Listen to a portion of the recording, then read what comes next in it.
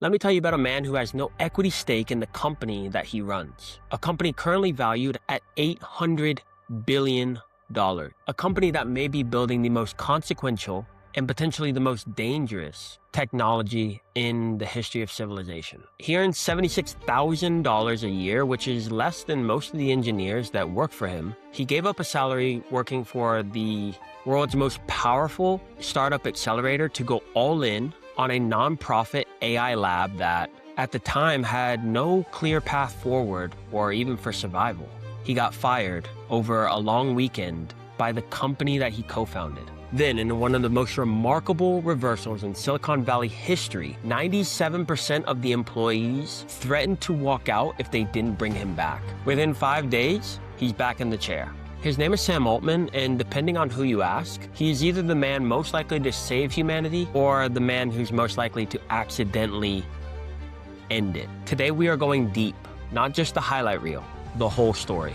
The kid from St. Louis, the dropout, the venture capitalist, the CEO who called his technology potentially catastrophic and then shipped it anyway. We're going to look at the controversies, the character attacks, the billion-dollar lawsuit with Elon Musk, the non-disparagement agreements, the psych reports from his own executives, and the global infrastructure project he is now building that could reshape human civilization. You're going to walk away from this episode with a full picture. Then you can decide what you think.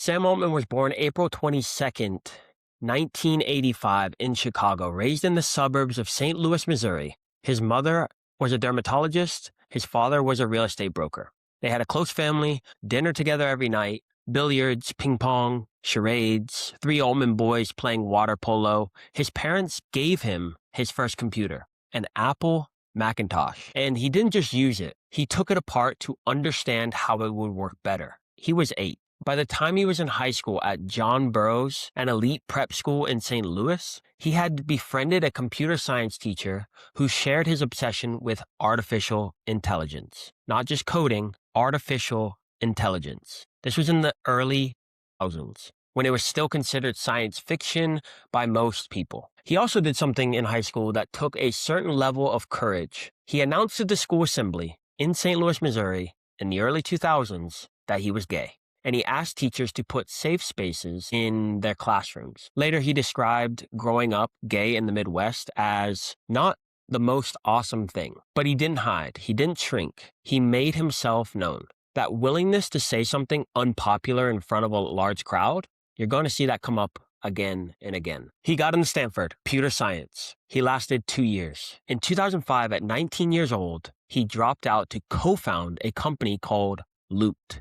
Location sharing for smartphones, before the Apple Store even existed. He raised over $30 million in venture capital, and when Loopt ultimately didn't break through the way that he'd hoped, he sold it to Green Dot Corporation, $43.4 million. He walked away with $5 million. Most people would have called that a win and gone to the beach. Sam Altman immediately deployed that money into his next venture fund. He co-founded Hydrazine Capital with his brother Jack, and he invested most of it back into Y Combinator-backed companies. So that's the tell. That tells you everything you need to know about Sam Altman. He's not chasing the lifestyle. He's chasing the thing itself. Before I keep going, I want to take 30 seconds because here's what I keep thinking about when I listen to the Sam Altman story. He built Loop. It didn't explode the way he wanted. He sold it. Walked away with $5 million, and instead of stopping, he immediately reinvested. He kept going.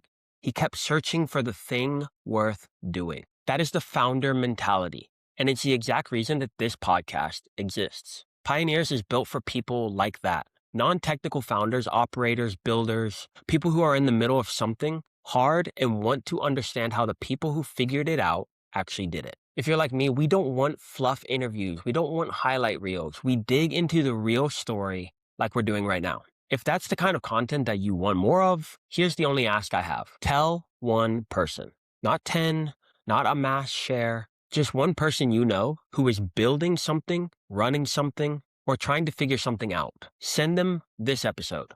That's it.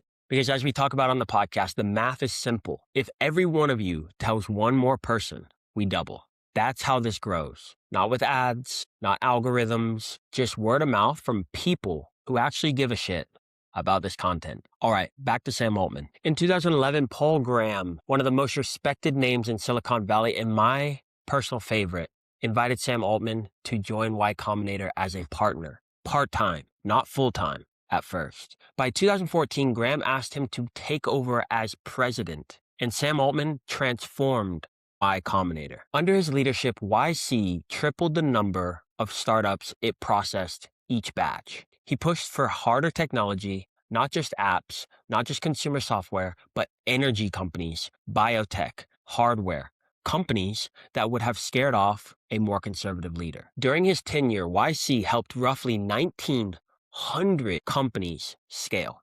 We're talking about Airbnb, DoorDash, Instacart, Reddit, Stripe, Twitch.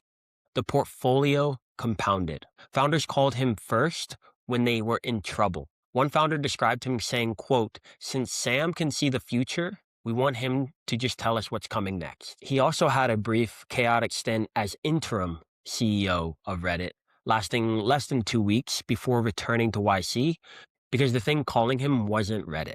It was something bigger. 2015, Sam Altman, Elon Musk, Greg Brockman, Ilya Sutskever, and a handful of others sit down and decide to do something extraordinary. They co-founded an artificial intelligence research lab as a nonprofit with the explicit goal of ensuring that AI benefits humanity rather than destroying it. No equity, no financial returns, $1 billion pledged from founders and investors, though only $130 million was actually collected. YC Research, as it turned out, never contributed a single dollar of their pledged amount.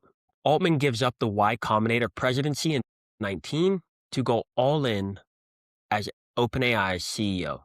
But here is where it gets complicated. Because at this exact moment, 2017, 2018, OpenAI is quietly failing. Nothing is working.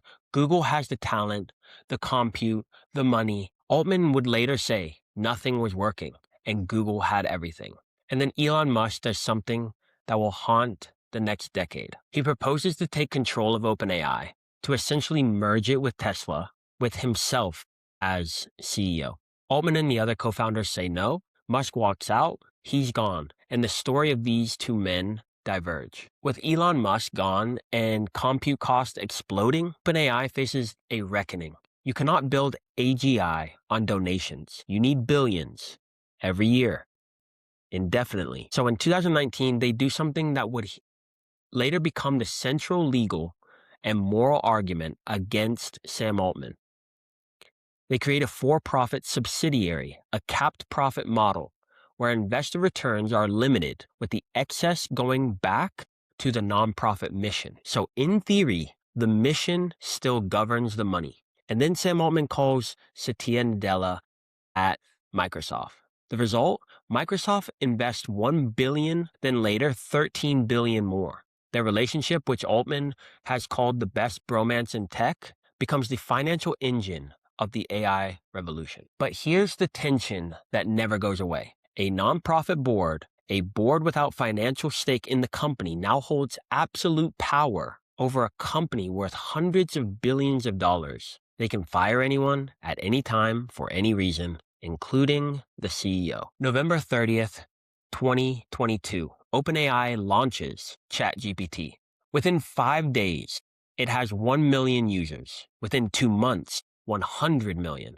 It becomes the fastest growing consumer application in history. And Sam Altman, a man who spent years warning Congress about the dangers of AI, who had testified that his own technology could cause significant harm to the world, has just released that technology directly to the public. No regulatory approval, no waiting, just shipped it. That contradiction is the Sam Altman paradox. He sees the danger more clearly than almost anyone, and he runs faster than almost anyone toward it.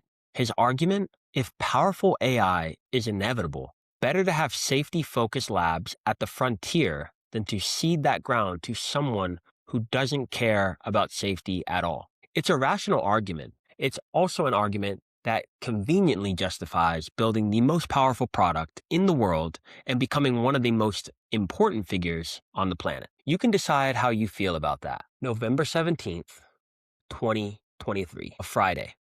It's been described internally at OpenAI as the turkey shoot clusterfuck. Here's what happens. In early 2023, an unnamed board member discovers something alarming. A fund called the OpenAI Startup Fund, supposedly managed at arm's length from Sam Altman, is actually owned by Sam Altman. He had never disclosed that to his board. At the same time, OpenAI's chief technology officer, Mira Murati, begins collecting evidence, screenshots, Slack messages, documented conversations. She and the co-founder, Ilya Sutskever, who had been growing increasingly uneasy about Altman's leadership for years, build what amounts to a legal case against their own CEO. The evidence, according to reporting from the Wall Street Journal, includes a Slack message from Altman allegedly claims that OpenAI's lawyers told him a specific GPT-4 product didn't need a safety review. And when Murati checked with that lawyer directly, he denied ever saying that.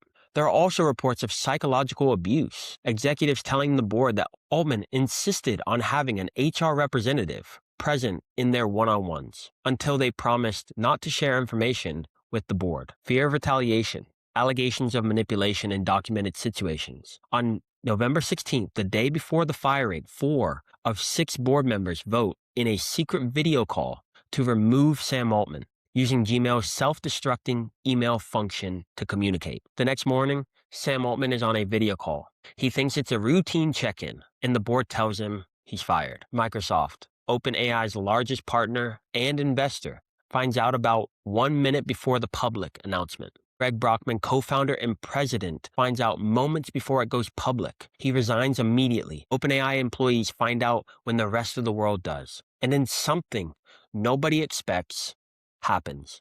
645 of OpenAI's approximately 670 employees sign a letter. They will leave unless Altman is reinstated, including, in one of the great ironies of this entire story, Ilya Sutskever himself, who had helped orchestrate the firing. Microsoft announces they've hired Altman to lead a new AI research team. The board tries to find replacement CEOs. Former Twitch CEO Emmett Shear agrees to step in as interim. Talks to bring Altman back, break down, then restart, then break down again. And on November 22nd, 5 days after the firing, Sam Altman walks back through the doors of OpenAI as CEO. A new board is formed. The old board is gone. The only member carried over is Adam D'Angelo, CEO of Quora, one of the people who had voted to fire Sam Altman in the first place. So the question is now, what do we actually know? Now, here's where I want to be honest with you. The board never gave a full, transparent accounting of their reasons. They cited Altman was not consistently candid in his communications, but their own behavior was just as opaque. Former board member Ellen Toner, in a 2024 interview, said Altman had withheld information about the release of ChatGPT, about his ownership of the startup fund, and about the company's safety processes. She also said that executives had reported psychological abuse and documented lying in different situations. On the other side, a former OpenAI researcher had publicly called Altman a person of low integrity who directly lied to employees. Several executives who drove the coup, including Murati and Sutskever, subsequently left OpenAI to start their own ventures. And Altman himself has admitted the company pushed ChatGPT out publicly without full board consultation. What happened that weekend is still being litigated literally in federal court, and it is now being turned into a movie directed by the maker of Challengers, starring Andrew Garfield as Sam Altman. You genuinely cannot make this up. Okay, so as we let that settle in, I have to take a second because what we just walked through, the secret vote, the self-destructing emails, the employee revolt, one of the most powerful companies in the world in complete chaos. That is not a business story. That is a Shakespearean drama with a $1 billion price tag. And this is exactly why me and Chad started the Pioneers podcast. The real stories of how companies get built and how they almost fall apart are nothing like what you read in the press release. They're messy. They're human. There are good people doing questionable things and questionable people doing things that somehow work. That's what we're trying to capture here. If you've been listening since the start and this is the kind of episode that makes you think, I genuinely love if you shared it. Like I said earlier, not a mass blast, one person, the person in your life who would actually care about this story. Hit like if you're watching on YouTube. It matters more than most people realize. It's how this show finds the people it's meant to find. And subscribe so you don't miss what comes next. All right, we are not done. Because after everything we just covered, the coup, the comeback, the chaos, there is still Elon Musk and a lawsuit worth potentially $135 billion. Let's talk about Elon. In 2015, Musk co-founds OpenAI alongside Sam Altman. He donates roughly $38 million. He genuinely believes, that AI could end humanity. And he wants to make sure that the people building it are thinking about safety. By 2018, he's trying to take over the company. He wants control. He wants to merge it with Tesla. He's rejected. He walks. Fast forward to 2023, he launches xAI, his own competing AI venture, and then he starts suing. Musk's lawsuits argues that Altman defrauded him, that they made him explicit promises, a nonprofit research lab, open source for the benefit of humanity, and then quietly shifts to a for-profit model worth hundreds of billions of dollars while he received nothing. Emails released in the case show Musk himself writing that OpenAI needs billions per year immediately or forget it, suggesting he was aware of and supportive of financial scaling even then. The case is heading to trial. OpenAI alleges that Musk himself wanted majority equity, board control, and the CEO chair before he was rejected and left. The case is heading to trial, currently scheduled for April 2026, right around the corner. Musk's team is seeking up to $135 billion in damages, arguing he is owed a share of the value he helped create. The judge's own words, in open court, this is a battle of billionaires versus billionaires. Altman's public response to Musk has been pointed but restrained. He said, I feel for the guy. He speculated publicly that Musk operates from a position of insecurity. He called him simultaneously the most inspiring entrepreneur of our time. Their dynamic is one of the strangest in business history. Two men who shared a genuine belief that AI was the most important and dangerous technology ever created, who built something together and who are now at war over who gets to control it. Let's zoom out and look at the full picture. As of early 2026, OpenAI is valued at over $800 billion. It's raised over $40 billion in a single round. Its annualized revenue run rate has more than doubled in less than a year, hitting $12 billion in 2025. GPT-5 launched in August 2025. Altman described it as talking to a PhD-level expert in any topic. The company's internal benchmarks show ChatGPT 5.2 outperforming human knowledge workers on well-defined tasks nearly 75% of the time. And now there is Stargate. In January 2025, Sam Altman stood in the White House next to President Trump and announced a $500 billion AI infrastructure project. Data centers, compute, the largest AI infrastructure investment in history, in Altman's words. The first sites are already under construction in Abilene, Texas. International expansions are planned across 6 continents. The goal is a computing infrastructure so large, so powerful, that it could accelerate scientific discovery by decades. Altman has said he believes AI models will begin making small scientific discoveries in 2026, medium discoveries in 2028, cancer research, drug development, material science, climate modeling. The use cases are not small. And Sam Altman, the man running all of this, takes home $76,000 a year. No equity. Just recently, OpenAI's board discussed granting him a 7% stake in the company. At current valuations, that would be worth tens of billions of dollars. He told employees there are no current plans for a giant equity stake. Whether that holds is an open question. Meanwhile, he is also an investor in over 400 companies worth approximately $2.8 billion, some of which directly intersect with companies doing business with OpenAI. His critics call this a conflict of interest. His board chair says he has been fully transparent. He signed the Giving Pledge in 2024, committing to give away the majority of his wealth over his lifetime. He and his husband, Oliver Mulheron, welcomed their first child, a son, in February 2025. He's also a self-described prepper. He keeps gold, guns, a gas mask at a property in Big Sur. In 2016, he said he was preparing for civilization-level disruption. The man building the technology most likely to cause civilizational disruption is also prepping for civilizational disruption. Make of that what you will. So what's happening right now? Here's where things stand as of early 2026. The Musk versus Altman trial is scheduled to begin April 27th.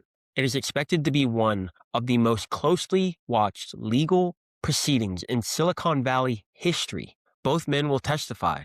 Thousands of pages of evidence have already been unsealed, including dispositions from Altman, Musk, Sutskever, Murati, and Satya Nadella. Former OpenAI employees have filed briefs calling Altman a man of low integrity. OpenAI calls the lawsuit an ongoing pattern of harassment. A jury will decide. OpenAI is currently raising what may be a $100 billion funding round at a valuation approaching $1 trillion. Its employees receive an average of $1.5 million in equity annually, the highest stock-based compensation of any tech startup in history. Altman's salary remains $76,000. OpenAI is testing ads inside ChatGPT while simultaneously accusing Anthropic of running deceptive Super Bowl ads. Altman called the Anthropic ads deceptive. That same week, OpenAI quietly began testing ads. The irony was noted widely. OpenAI has issued an internal code red over competition with Google's Gemini 3 and Chinese AI companies. Altman has told employees to expect rough vibes for a bit. ChatGPT remains the dominant chatbot globally, but the lead is narrowing. GPT 5.5 is live. GPT 6, or whatever they choose to call it, is expected in 2026. Altman has said he believes AI will make meaningful scientific contributions within the next 2 years. He has compared the current moment to the early days of the internet and suggested the comparison undersells what is actually happening. In late 2025, Altman acknowledged a preview of model-related mental health impacts, including interactions linked to deaths. OpenAI rolled back a prior update after it was found to reinforce harmful behavior. The company is now hiring a head of preparedness at $555,000 a year to manage these risks. Altman himself described the role as, quote, stressful. So, who is Sam Altman? Here's what I know for certain. Sam Altman is a man of extraordinary intelligence and ambition. He built one of the most impactful products in human history. He runs the most important company in the world with a salary most mid-level employees would find insulting. He has warned repeatedly, publicly, loudly that the thing he is building could cause catastrophic harm, and then he shipped it anyway. He was fired by the people closest to him, people who collected screenshots, sent self-destructing emails, and voted in secret to remove him. And then almost everyone who worked for him said, bring him back. He operates inside one of the most complex moral frameworks in modern business. The tension between the nonprofit mission and the for-profit reality, between safety and speed, between saying, I'm scared of this technology and then releasing it to hundreds of millions of people. He may be the most consequential entrepreneur of his generation. He may also be a person whose relationship with transparency is, at minimum, complicated. Both of these things can be true simultaneously. What I do know is this: whatever Sam Altman is building, it is going to affect your life. your job, your children, your world. It already is. So the question isn't really whether you like Sam Altman. The question is whether you trust the people building this technology, any of them, to get it right. And that brings me to the question I want to leave you with today. Make sure you drop it in the comments. Do you think Sam Altman genuinely believes he's saving humanity, or is he using that story to justify building the most powerful empire in history? No right answer. I genuinely want to know what you think. I'm Andrew. This is the Pioneers Podcast. If this episode gave you a fuller picture of one of the most important figures in the world right now, share it with someone who needs to hear it, and I'll see you on the next one.